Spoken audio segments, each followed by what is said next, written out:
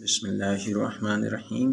آج میرے پاس فضائل اعمال ہے، حکایت صحابہ رضوان اللہ علیہم اجمعین، قصہ نمبر 4 ہے حضرت بلال حبشی رضی اللہ عنہ کا اسلام اور مصائب۔ حضرت بلال حبشی رضی اللہ عنہ مشہور صحابی ہیں جو مسجد نبوی کے ہمیشہ مؤذن رہے۔ شروع میں ایک کافر کے غلام تھے، اسلام لے آئے جس کی وجہ سے طرح طرح کی تکلیفیں دیے جاتے تھے۔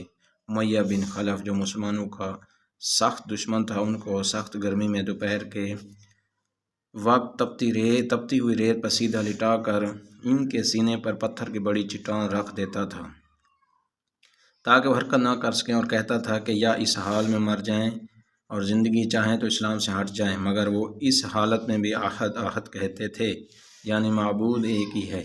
رات کو زنجیروں میں باندھ کر کوڑے لگائے جاتے اور اگلے دن ان زخموں کو گرم زمین پر ڈال کر زخمی کیا جاتا تاکہ بے قرار ہو کر اسلام سے پھر جائیں یا تڑپ تڑپ کر مر جائیں۔ عذاب دینے والے اکتا جاتے، کبھی ابو جہل کا نمبر آتا، کبھی امیہ بن خلف کا، کبھی اوروں کا، اور ہر شخص اس کی کوشش کرتا تاکہ تکلیف دینے میں زور ختم کر دے۔ حضرت ابوبکر صدیق رضی اللہ عنہ نے اس حالت میں دیکھا تو ان کو خرید کر آزاد فرمایا۔ فائدے میں شیخ الحدیث رحمۃ اللہ لکھتے ہیں، چونکہ عرب کے بت پرست اپنے بتوں کو بھی معبود کہتے تھے، اس لیے ان کے مقابلے میں اسلام کی تعلیم توحید کی تھی، جس کی وجہ سے حضرت بلال رضی اللہ عنہ کی زبان پر ایک کا ورد تھا۔ یہ تعلق اور عشق کی بات ہے۔ ہم جھوٹی محبتوں میں دیکھتے ہیں کہ جس سے محبت ہو جاتی ہے اس کا نام لینے میں لطف آتا ہے، بے فائدہ اس کو رٹا جاتا ہے، تو اللہ کی محبت کا کیا کہنا جو دین اور دنیا میں دونوں جگہ آنے والی ہے۔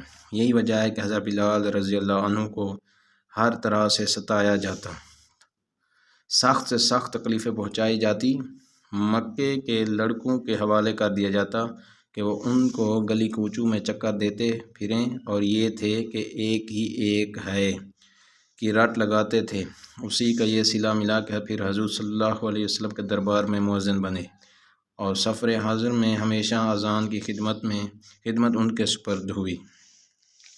حضور صلی اللہ علیہ وسلم کے وصال کے بعد مدینہ طیبہ میں رہنا اور حضور صلی اللہ علیہ وسلم کی جگہ کو خالی دیکھنا مشکل ہو گیا، اس لیے ارادہ کیا کہ اپنی زندگی کے جتنے دن ہیں جہاد میں گزار دوں، اس لیے جہاد میں شرکت کی نیت سے چل دیے۔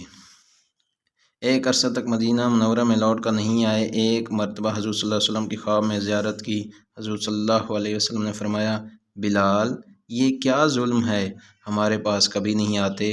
تو آنکھ کھلنے پر مدینہ طیبہ حاضر ہوئے اور حضرت حسن رضی اللہ عنہ، حضرت حسین رضی اللہ عنہ نے اذان کی فرمائش کی۔ لاڈلوں کی فرمائش ایسی نہیں تھی کہ انکار کی۔ اذان کہنا شروع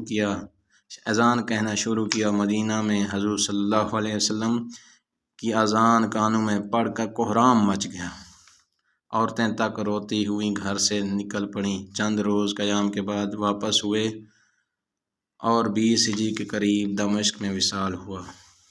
اللہ سے دعا ہے جو کچھ پڑھا سنا اس پر عمل کرنے کی توفیق عطا فرمائے۔